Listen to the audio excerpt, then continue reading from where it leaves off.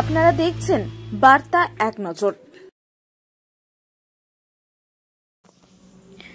প্রকাশ্যে বিধায়ক অসিত ও সাংসদ রচনার দ্বন্দ্বের জের তৃণমূলের অন্দরে। চুঁচুড়ার বাণী মন্দির স্কুলের পরিচালন সমিতির পদ থেকে পদত্যাগ করলেন গৌরীকান্ত মুখোপাধ্যায়। গৌরী চুঁচুড়া পুরসভার প্রাক্তন চেয়ারম্যান, বর্তমান তৃণমূল কাউন্সিলর ও বিধায়ক অসিত মজুমদারের অনুগামী ও ঘনিষ্ঠ। গৌরীকান্তের অভিযোগ, বিধায়ককে বদনাম করতে মিথ্যা কথা বলা হয়েছে। চুঁচুড়া বালিকা বাণী মন্দির স্কুলে সাংসদ তহবিলের টাকায় স্মার্ট ক্লাসরুম তৈরি হচ্ছে। গতকাল সাংসদ রচনা বন্দ্যোপাধ্যায় সেই কাজ দেখতে স্কুলে হাজির হন। স্কুলের প্রধান শিক্ষিকা ধৃতি বন্দ্যোপাধ্যায় সাংসদকে অভিযোগ জানান, বিধায়ক এসে স্মার্ট ক্লাস নিয়ে দুর্ব্যবহার করতে পারেন, গালিগালাজ করেন। সাংসদ সে কথা শুনে বলেন, আমি স্তম্ভিত। একজন তৃণমূল বিধায়ক সাংসদ তহবিলের টাকায় স্মার্ট ক্লাসে আপত্তি জানাচ্ছেন। সব স্কুলেরই স্মার্ট ক্লাসরুম হচ্ছে, তার সাংসদ তহবিল থেকে স্কুলের মেয়েদের জন্য স্মার্ট ক্লাসরুম তৈরি হচ্ছে। কেন তৈরি হচ্ছে বা কে বরাত পেয়েছে তা নিয়ে চুঁচুড়ার বিধায়ক অসিত মজুমদারের রোষের মুখে পড়লেন প্রধান শিক্ষিকা। কয়েকদিন আগে স্কুলে গিয়ে বিধায়ক খারাপ ভাষায় কথা বলেন বলে অভিযোগ। প্রধান শিক্ষিকা সাংসদকে আরও জানান, কার অনুমতি নিয়ে স্মার্ট ক্লাস হচ্ছে তা জানতে চান বিধায়ক। কারা বরাত পেয়েছে, কেন বিধায়ককে জানানো হয়নি সেটা নিয়ে দুর্ব্যবহার করেন। প্রধান শিক্ষিকা বলেন, এই দলের বিধায়ক ও সাংসদ সেখানে স্কুলের মেয়েদের সুবিধার জন্য স্মার্ট ক্লাসরুম যদি হয় তাতে আপত্তি কি আছে বুঝিনি। প্রকাশ্যে তৃণমূলের দ্বন্দ্বে প্রাক্তন পৌরপ্রধান চুঁচুড়া বালিকা বাণীর মন্দির স্কুলে গিয়ে পদত্যাগপত্র জমা দেন স্কুল পরিচালক সমিতির সভাপতি গৌরীকান্ত মুখোপাধ্যায়। গৌরীকান্ত জানান, হুগলির ডিআই, মহকুমা শাসক এবং জেলা শাসককেও আমি পদত্যাগপত্র পাঠিয়ে দিয়েছি।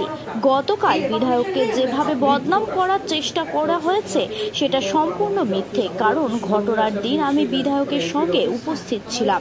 বিধায়ক কারোর সাথে খারাপ ব্যবহার করেননি। তিনি শুধু জানতে চেয়েছিলেন স্কুল চলাকালীন যে মিস্ত্রিরা কাজ করছে তাদের পরিচয়পত্র স্কুলের কাছে রাখা আছে কিনা, কারণ এটা মেয়েদের স্কুল। কিছু একটা বিপদ হয়ে গেলে তার দায় সরকারের ওপর পড়বে। স্কুল খুলে রাখা কেন? অভিভাবক বিধায়ককে ফোন করে জানিয়েছে স্কুল চলাকালীন বাইরের লোক এসে স্কুলে কাজ করছে, তাই বিধায়ক এসেছিলেন স্কুলে। এটা রাজনৈতিক উদ্দেশ্য নিয়ে স্কুল কর্তৃপক্ষ এই ধরনের মন্তব্য করে থাকতে পারে। এই বিষয়ে সাংসদকে আমি কিছু জানাইনি। বিবেকের তাড়নায় আমি পদত্যাগ করলাম।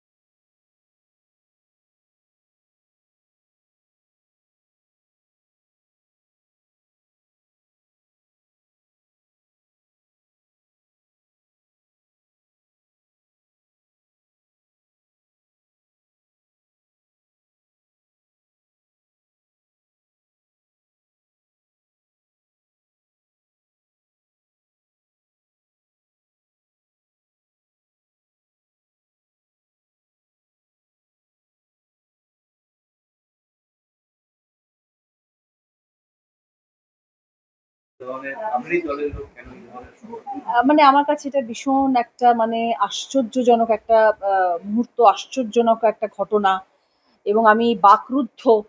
আমার বলার কোনো ভাষা নেই। আমার কি বলবো আমি সেটাই বুঝে উঠতে পারছি না যে চুঁচুড়ার মতন একটা সদরের জায়গা, যেখানে এত পুরনো একটি স্কুল বাণী মন্দির, বহু ঐতিহ্যপূর্ণ একটি স্কুল বাণী মন্দির, এবং এত স্টুডেন্টস এখানে পড়াশুনো করে, এত মেধাবী কৃতী ছাত্রীরা এখানে পড়াশুনো করে, তাদের সকলের একটা প্রয়োজন ছিল স্মার্ট ক্লাসরুম, যেখানে তারা এআই এর নতুন কোর্স করতে পারে, কম্পিউটারের কোর্স করতে পারে, আরো অনেকভাবে নিজেদেরকে আরো সমৃদ্ধ করতে পারে, পৃথিবীর দুনিয়ায় পদক্ষেপ করার জন্য আরো নিজেদেরকে ভালো করে তৈরি করতে পারে। তাই জন্য তারা আমাদের কাছে চেয়েছিলেন একটা স্মার্ট ক্লাসরুম। শুধু বাণী মন্দির বলে নয়, আরো অনেক স্কুল আমার থেকে চেয়েছেন। আমি সবাইকে কথা দিয়েছি যে আমি নিশ্চয়ই ধীরে ধীরে ধীরে ধীরে এমপিল্যাডের টাকা থেকে স্মার্ট ক্লাসরুম করে দেবো একজন একজন করে। সেই ক্ষেত্রে আমার বাণী মন্দিরও লিস্টে ছিল, এবং আমি সেখানে এই স্মার্ট ক্লাসরুমের প্রস্তুতি নিয়েছিলাম এবং করেছি। আমি আজকে এই কথাটি শুনে আমি অবাক হয়ে গেলাম যে তৃণমূল কংগ্রেস পার্টির বিধায়ক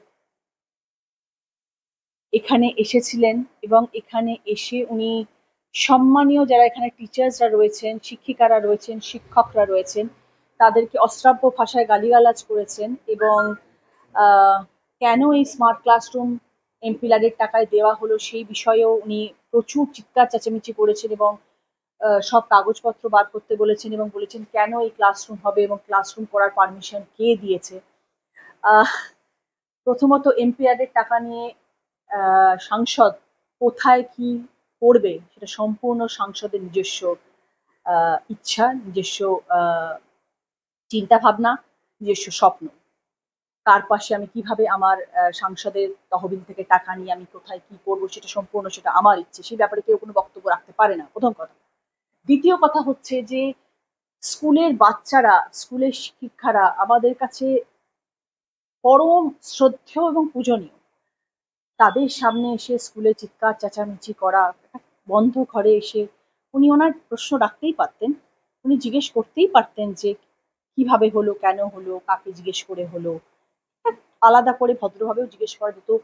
করিডোরে দাঁড়িয়ে সব স্কুল চলছে, ক্লাস চলছে, সেই মুহূর্তে এসে প্রধান শিক্ষিকাকে ডেকে এরকম চিৎকার চেঁচামেচি করা এবং গালিগালাজ করা, এটা খুব একটা গ্রহণযোগ্য নয়, আমার কাছে তো নয় এবং কারোর কাছেই নয়। আমি ঠিক বুঝে উঠতে পারছি না এই মুহূর্তে আমার কি বলা উচিত আর কি বলা উচিত না। আমি এতটাই স্তব্ধ হয়ে যাচ্ছি এই বিষয়টা নিয়ে। কিন্তু আমি একটা কথা বলে দিতে চাইছি আজকে, যে আগামী দিনেও আমি স্মার্ট ক্লাসরুম করবো চুঁচুড়া রূপে এসে, এবং স্কুলের পাশে আমি থাকবো, মানুষের পাশে আমি থাকবো। প্রচুর স্মার্ট ক্লাসরুম হবে, প্রচুর স্কুলের উন্নতি হবে, স্বাস্থ্য নিয়ে কাজ হবে, ইমামবাড়া হাসপাতাল নিয়ে কাজ হবে, অনেক কাজ হবে। যতদিন আমি সাংসদ থাকবো ততদিন কাজ করবে। আমি রচনা ব্যানার্জি যে কথা দিয়ে গেলাম, কার কত দম আছে সে আমাকে আটকে দেখিয়ে দিই। দিদি এটা তো দলকে জানাবেন, বলবেন? দল কিছুটা জানে, ওনার আচার আচরণ গতিবিধি দলের কাছে প্রচুর আগে, এর আগেও প্রচুর ভাইরাল হয়েছে, প্রচুর ভিডিওস, অনেকে অনেক কিছু জানেন, আর নিশ্চয়ই জানবেন। উপর মহলে আমি খবর পাঠাবো, যাকে জানানোর তাকে দরকার তাকেই আমি জানাবো, এবং আগামী দিনে যাতে এরকম ধরনের ঘটনা না হয় সেটাও নিশ্চয়ই আমরা দেখবো। আমি জানি না, বাট উনি বোধহয় চেয়েছিলেন যে এখানে কোনো উন্নতি না হোক, এখানে ক্লাসরুম না হোক, এরম ভাবেই থাকুক, এরম ভাবেই ক্লাস চলুক, মানে আমার এটাই মনে হচ্ছে। তা না হলে একটা ভালো ক্লাসরুম হচ্ছে, স্মার্ট ক্লাসরুম হচ্ছে ছাত্র ছাত্রীদের জন্য, ছাত্রীদের জন্য, এখানে সেখানে কেন ক্লাসরুমটা হচ্ছে সেটা নিয়ে যদি উনি একটু মারামারি করেন তাহলে আমার কিছু বক্তব্য নেই। প্রাইমারি থেকে নাকি বিধায়ককে জানানো হয়েছিল ক্লাস চলাকালীন নাকি কাজ হচ্ছিল, সেই সময় নাকি অবজেকশন এসেছিল, বিধায়ককে বলেছিল যে ক্লাস চলাকালীন মেয়েরা থাকছে সেই সময় কাজ করতে। সেটাও অন্যরকম ভাবে বলা যায় যে দিদি বা মিস্ত্রিদের বলা যায় যে ক্লাস চলাকালীন এটা করবেন না, একটু আওয়াজটা হচ্ছে একটু কম রাখুন, কেউ কি শুনবে না কথা সবাই। আর সব থেকে বড় কথা, যেখানে শিক্ষিকারা রয়েছেন, যেখানে প্রিন্সিপাল রয়েছেন, তারা নিশ্চয়ই জানেন যে কোন সময় কতটা আওয়াজ করলে ক্লাসের অসুবিধে না হয়। কেউ তো এখানে বাচ্চা নয়, এখানে বড় বড় সম্মানীয় মানুষরা রয়েছে, তারা শিক্ষিকা, তারা এখানে শিক্ষা দিতে আসেন, তারা নিশ্চয়ই জানেন বাচ্চা বাচ্চা মেয়েরা যখন পড়াশোনা করছে সেখানে কি করলে পরিবেশটা সুন্দর থাকবে। দিদি এতে দিদি বাইরে ব্যানার লাগানো রয়েছে, আপনারই ছবি দেওয়া ব্যানার, যে এখানে ক্লাসরুম হচ্ছে স্কুলের ভিতরে, তাই কারোর অসুবিধা হলে দুঃখিত, এটা কারা লাগাবে? এরকম লাগানো আছে, হয়তো লাগানো আছে, কিন্তু অসুবিধা তো কারোর কিছু হওয়ার কথা নয়। একটা ক্লাসরুম চলতে গেলে ঘরে রং করতে হয়, একটা টিভি লাগাতে হয়, একটু লাইনের কানেকশন করতে হয়, সেখানে অসুবিধা তো কিছু হয় না। দেয়াল ভাঙা করে নতুন বাংলো বাড়ি তো তোলা হচ্ছে না। একটা ক্লাস করা হচ্ছে স্মার্ট ক্লাসরুম স্টুডেন্টসদের পড়াশোনার জন্য, সেখানে তো কিছু অসুবিধা হওয়ার কথা না। বিধায়ক কখনো ক্লাস করাচ্ছেন, কখনো এরকম এসে একটা টিচারকে কখনো এরকম ধরনের মন্তব্য করতে পারেন না, এরকম ধরনের কখনো মন্তব্য করতে পারেন না। আমি এটাকে স্ট্রংলি অবজেক্ট করি এবং এর শেষ আমি দেখি। দিদি এতে দলের